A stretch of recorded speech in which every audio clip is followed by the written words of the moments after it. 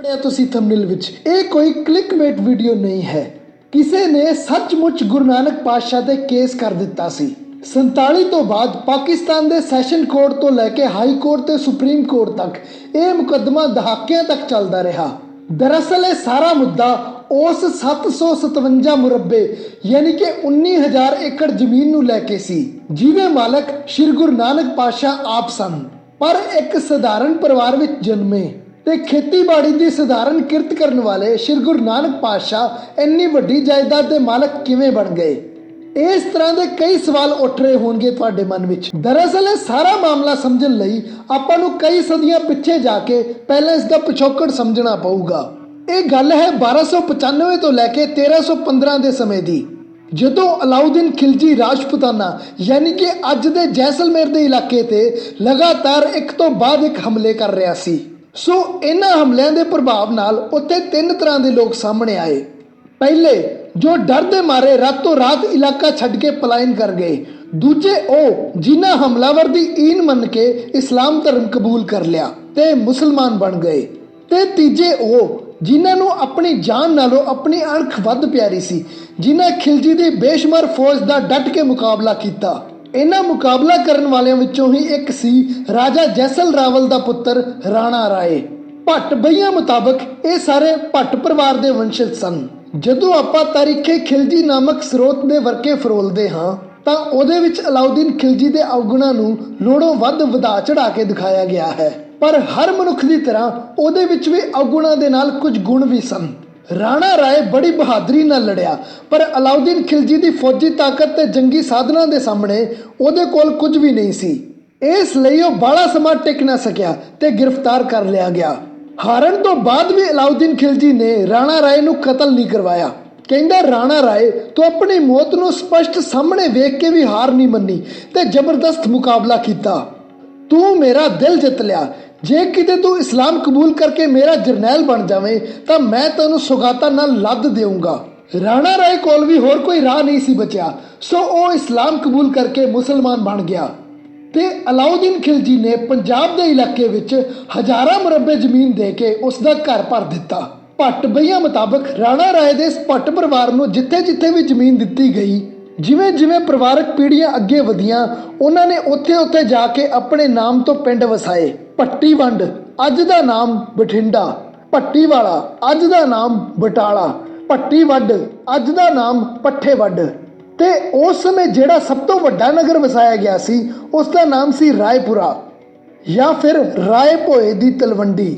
ਤਲ ਮਤਲਬ ਕਿ ਜ਼ਮੀਨ, ਯਾਨੀ ਕਿ ਰਾਏ ਨੂੰ ਜਿਹੜੀ ਜ਼ਮੀਨ ਵੰਡ ਵਿੱਚ ਆਈ। ਤੇ ਇਹ ਰਾਣਾ ਰਾਏ ਜਦੋਂ ਰਾਏ ਭੋਏ ਦੀ ਤਲਵੰਡੀ ਆ ਕੇ ਵਸਿਆ ਤਾਂ ਉੱਥੇ ਰਾਜਪੂਤਾਨਾ ਵਿੱਚ ਆਪਣੀ ਜ਼ਮੀਨ ਦਾ ਲੇਖਾ ਜੋਖਾ ਸੰਭਣ ਵਾਲੇ ਸ਼ਿਵ ਨਾਰਾਇਣ ਨੂੰ ਵੀ ਇੱਥੇ ਆਪਣੇ ਨਾਲ ਹੀ ਲੈ ਆਇਆ। ਸਮਾਂ ਆਪਣੀ ਚਾਲ ਚੱਲਦਾ ਰਿਹਾ ਤੇ ਹੁਣ ਰਾਣਾ ਰਾਏ ਦੀ ਪੀੜ੍ਹੀ ਚੋਂ ਅੱਗੇ ਚੱਲ ਕੇ ਰਾਏ ਬੁਲਾਰ ਇਸ ਇਲਾਕੇ ਦਾ ਮੁਖੀ ਬਣਿਆ ਤੇ ਸ਼ਿਵ ਨਾਰਾਇਣ ਦੀ ਪੀੜ੍ਹੀ ਚੋਂ ਅੱਗੇ ਚੱਲ ਕੇ ਹੁਣ ਕਲਿਆਣ ਦਾਸ ਬੇਦੀ ਇਹਨਾਂ ਦੀ ਜ਼ਮੀਨ ਦਾ ਹਿਸਾਬ ਕਿਤਾਬ ਰੱਖਦੇ ਹਨ। ਇਹ ਕਲਿਆਣ ਦਾਸ ਬੇਦੀ ਉਹੀ ਹਨ ਜਿਨ੍ਹਾਂ ਨੂੰ ਆਪਾਂ ਮਹਿਤਾ ਕਾਲੂ ਜੀ ਦੇ ਨਾਮ ਨਾਲ ਧੰਨ ਧੰਨ ਸ਼੍ਰੀ ਗੁਰੂ ਨਾਨਕ ਦੇਵ ਜੀ ਦੇ ਪਿਤਾ ਦੇ ਰੂਪ ਵਿੱਚ ਜਾਣਦੇ ਹਾਂ।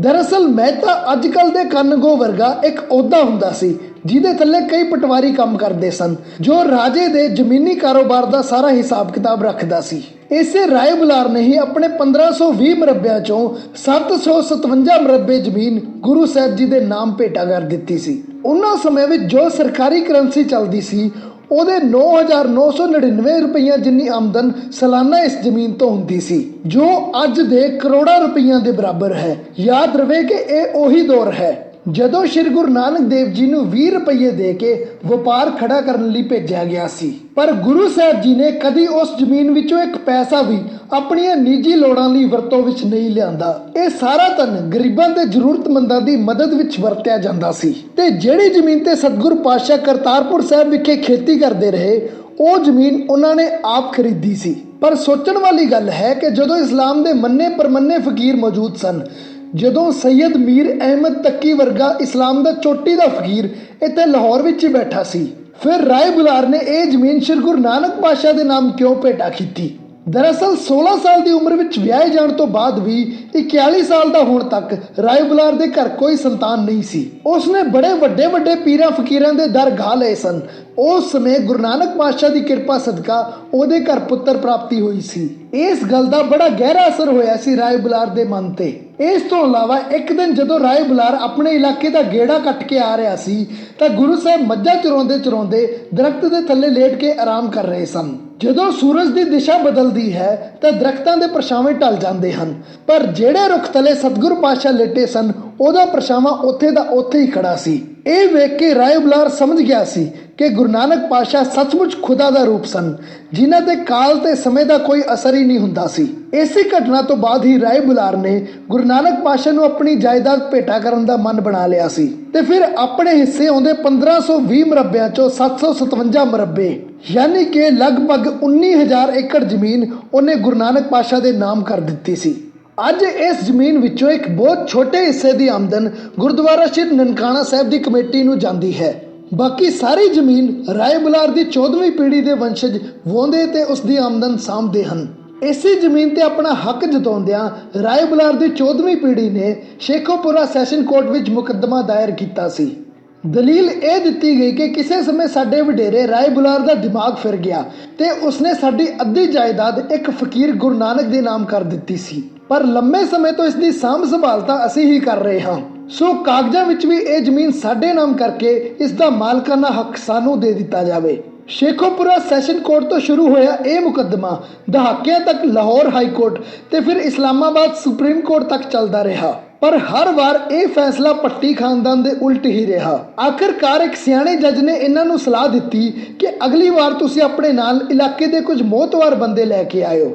ਮਿਲਣ ਤੇ ਜੱਜ ਨੇ ਸਮਝਾਇਆ ਕਿ ਤੁਸੀਂ ਜਿੰਨੀ ਵਾਰ ਮਰਜ਼ੀ ਅਪੀਲ ਕਰ ਲਓ, ਇਹ ਜ਼ਮੀਨ ਕਦੇ ਵੀ ਤੁਹਾਡੇ ਨਾਮ ਨਹੀਂ ਹੋ ਸਕਦੀ। ਤੁਹਾਡੇ ਵਡੇਰਿਆਂ ਨੇ ਆਪ ਇਹ ਜ਼ਮੀਨ ਸ਼੍ਰੀ ਗੁਰੂ ਨਾਨਕ ਪਾਤਸ਼ਾਹ ਦੇ ਨਾਮ ਕੀਤੀ ਸੀ, ਫਿਰ ਵੀ ਨਾ ਤਾਂ ਕਦੀ ਉਹਨਾਂ ਨੇ ਆਪ, ਨਾ ਕਦੀ ਉਹਨਾਂ ਦੇ ਪੁੱਤਰਾਂ ਨੇ ਤੇ ਨਾ ਹੀ ਸਿੱਖਾਂ ਨੇ ਇਸ ਜ਼ਮੀਨ ਤੇ ਆਪਣਾ ਹੱਕ ਜਤਾਇਆ।